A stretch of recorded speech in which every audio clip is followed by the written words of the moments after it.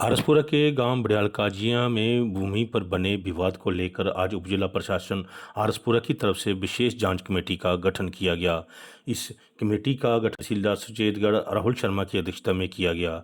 जांच कमेटी नायब तहसीलदार दवलैड़ राजेंद्र सिंह, नायब तहसीलदार चकरोई करतार सिंह, नायब तहसीलदार वक्फ बोर्ड और जम्मू फील्ड इंस्पेक्टर और आरसपुरा से संबंधित गिरदावर और पटवारी इस कमेटी के सदस्य होंगे। कमेटी एक सप्ताह के अंदर रिपोर्ट देगी। इस पूरे मामले की जानकारी एसडीएम आरसपुरा अनुराधा ठाकुर द्वारा पत्रकार को दी गई। कुछ दिनों पहले जो है पता चलता है कि यहाँ पे कोई जो है इलीगल ग्रैबिंग और क्या कहते हैं कि एनक्रोचमेंट ऑफ द लैंड जो है विलेज बड़ियाल काजिया में हो रहा है। प्राइमरी रिपोर्ट जो बताई जा रही थी दैट वाज कि इसकी गिरदावरी चेंज की गई है, रेवेन्यू रिकॉर्ड में इसको जो है चेंज करके जो है किसी की काश्त चेंज की गई है और इमीडिएटली हमने इस पे जो है देखा कि ये लैंड का स्टेटस क्या है। ऑन रिकॉर्ड हमने देखा कि ये जो लैंड है J&K वक्फ बोर्ड की है। जब हमने इसकी फर्दर तफ्तीश की और आप देख रहे हैं कि ये हमारे पास में कुछ डॉक्यूमेंटेशंस भी हैं जिसमें हमने देखा कि J&K वक्फ बोर्ड की तरफ से 2/9/2025 को एक लेटर आता है रेवेन्यू डिपार्टमेंट को कि ये जो हमारा जो खसरा नंबर 1527 है इसको जो है डिमार्केट किया जाए। इसमें मैं आपको फिर से ये बताना चाहूँगी, इसमें जो रेवेन्यू विभाग को बताया गया है that is only demarcation of the land. ना इस डिमार्केशन का पर्पज इसमें डिफाइंड है कि ये किस चीज़ के लिए इसको डिमार्केट करना है और ना इसमें कहीं ये लिखा गया है कि इसको अलॉटमेंट करना है या किसी को लीज देना है या रेंट देना है। मैं आपको ये भी बताना चाहूँगी वक्फ बोर्ड जो है एक स्टैट्यूटरी बॉडी है, इसका एक अपना लीगल फ्रेमवर्क है और जिसके अपने लॉज हैं जिसके तहत ये जो है काम करते हैं। As a revenue officer, as a field officer हमारा ये काम है, मेरे ऑफिसरान का ये काम है, हम लोगों का ये काम है कि मौके की पोजीशन को उनके सामने स्पष्ट किया जाए। और ये मैं आपको रिपोर्ट बताना चाहूँगी कि 22 तारीख को जो है हमने वक्फ बोर्ड को लिखा कि आप 22 तारीख को we are available for the joint demarcation. जो वहाँ के फील्ड इंस्पेक्टर हैं वो भी आते हैं, हमारे नंबरदारों को भी बुलाया जाता है, मेरे यहाँ से बंसीलाल जी गिरदावर हैं वो जाते हैं, सुरेंद्र जी पटवारी हैं वो जाते हैं और एक बड़ा फेयरली मैकेनिज्म के तहत जो ये रिपोर्टिंग की जाती है जिसकी डिटेल्स आपने सुनी कि मौके पे हमने ये भी बताया कि किसका काश्त और कब्जा है। हमने ये भी बताया कि लैंड जो है खाली है या कल्टिवेटेबल है। आप इसको जो है ध्यान से देख सकते हैं। सारी चीज़ें जो हमने इसमें डिफाइन की हैं अलॉन्ग विद द रेवेन्यू की नकल। फिर हमने इनको जो है एक ततीमा भी प्रोवाइड किया हुआ है। ये हमारे सारे डॉक्यूमेंटेशंस हमारे जो हैं हमने वक्फ बोर्ड को भेजे हुए हैं। मैम आपको इसके बाद में फिर इस मौके की गहराई को देखते हुए बिकॉज इस माध्यम से मैं ये स्पष्ट करना चाहूँगी कि अगर पब्लिक को कोई ग्रीवेंस है they should approach the concern revenue authorities.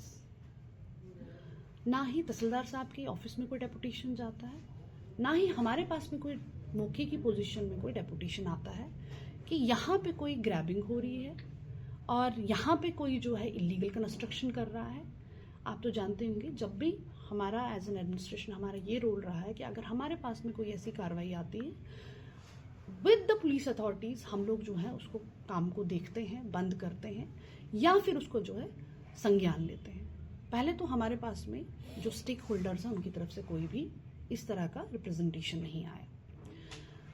लेकिन जब इस सोशल मीडिया पे और कुछ प्लेटफॉर्म पे कोई पब्लिक रिप्रेजेंटेटिव्स की तरफ से जो है इस इशू को हाईलाइट किया गया और जहां पे यह हाईलाइट किया गया कि रेवेन्यू विभाग जो है इसको साथ में मिलकर जो है इसको ग्रैबिंग करवा रहा है, फिर हमने सारे अपने डॉक्यूमेंटेशंस बाहर निकाले। बिकॉज हम लोग कभी भी ऐसे प्लेटफॉर्म पे नहीं आएंगे without any documentary evidences. Because as a government officer we are aware of all the rules and regulations, we are accountable for whatever we are providing to the government, whatever we are signing. ये हमारी accountability बनती है कि public को जो है एक transparency से जो है और खास करके हमें लगे कि जहां पे हमारा breach of law and order है जहाँ पे हमें लग रहा है कि किसी ग्रीवेंस को रिएड्रेस करना बहुत ज़रूरी हो गया हुआ है, तो उसमें हमें इंटरवेंशन करनी पड़ती है और अपना जो है पक्ष आप लोगों के सामने रखना पड़ता है। इसी के तहत मैं आपको बताना चाहूँगी, आज मेरी वक्फ बोर्ड से भी बात हुई और उनसे भी मैंने ये बात बताई कि कुछ यहाँ पे जो ये चीज़ें जो कन्फ्लिक्ट्स आ रहे हैं दो पार्टीज़ के बीच में, एक पार्टी जो बता रही है हम वहाँ पे काबिज हैं, दूसरी पार्टी जो बता रही है कि हम लोग जो हैं अलॉटीज़ हैं, ठीक है।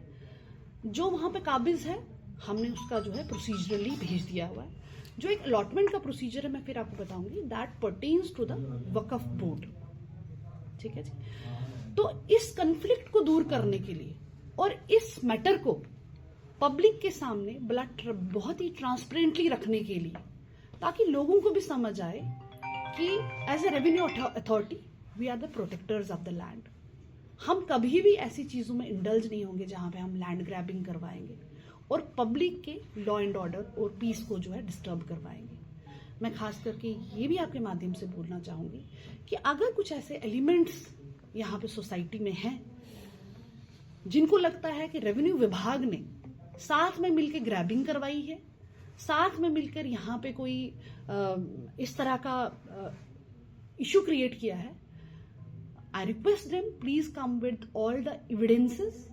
Kindly submit the evidences to this office or to my higher officers, ताकि एक इंक्वायरी कमेटी बैठे और किस अफसरान का क्या रोल है वो जो है बताया जाए। और मुझे लगता है कि हमारी डिस्ट्रिक्ट एडमिनिस्ट्रेशन जो है बहुत ही ट्रांसपेरेंट है, जो अगर उनके संज्ञान में ये चीज़ आएगी कि किसी तरह से हमारे रेवेन्यू विभाग ने इस काम को अंजाम दिया है, they will be taking the legal action, जो भी हमारा एक डिपार्टमेंटल प्रोसीडिंग्स रहती है किसी एक एम्प्लॉय के सिविल सर्विसेज कंडक्ट रूल के तहत।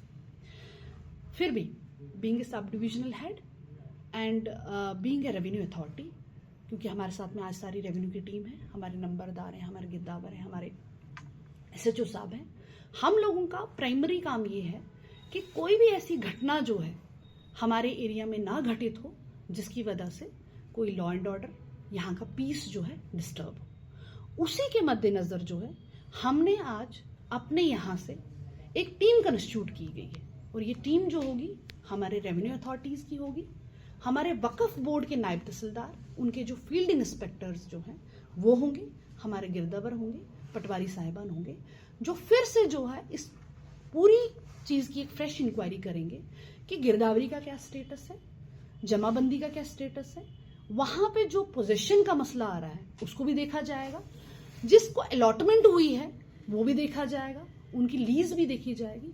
सारी चीजों को एक निष्पक्ष भाव से जो है इस पूरे मामले की जांच की जाएगी और एक हफ्ते में जो है इस कमेटी रिपोर्ट को आप सबके साथ में साझा किया जाएगा, पब्लिक के साथ में साझा किया जाएगा कि इसमें जो है एज ए रेवेन्यू अथॉरिटी हमारा क्या रोल एंड रिस्पॉन्सिबिलिटी है, एज ए वक्फ बोर्ड हमारा क्या रोल एंड रिस्पॉन्सिबिलिटी है, और एज ए रेवेन्यू अथॉरिटीज हम जो लोग हैं यहाँ पे एक पारदर्शिता से जो है इस चीज़ को आपके सामने रखेंगे।